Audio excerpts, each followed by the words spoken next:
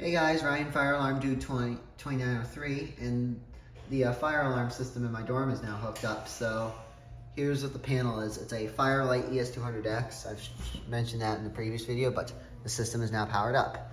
Shows system normal. The communicator hasn't been installed yet, and here's the communicator. So there's some extra devices on the system.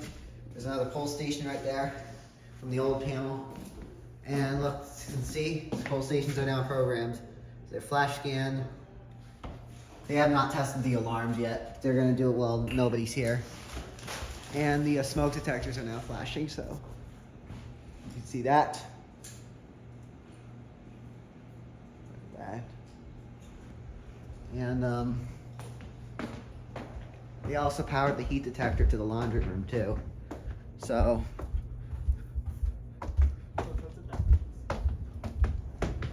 see the lights flashing, the heat detector.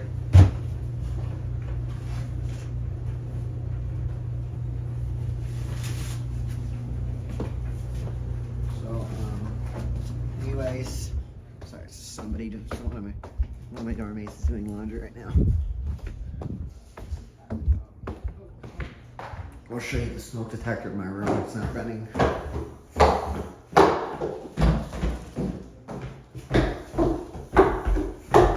Well, they did keep the base of the one in the elevator room. I'm not going to go in all the way because I don't want to screw up anything, but here's the one in the elevator room.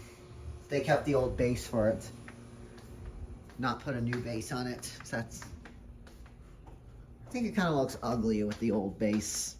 I like it better. I like these detectors better with the new bases. So here's the one in my room. Showed it to you. Look at that, the flash scan.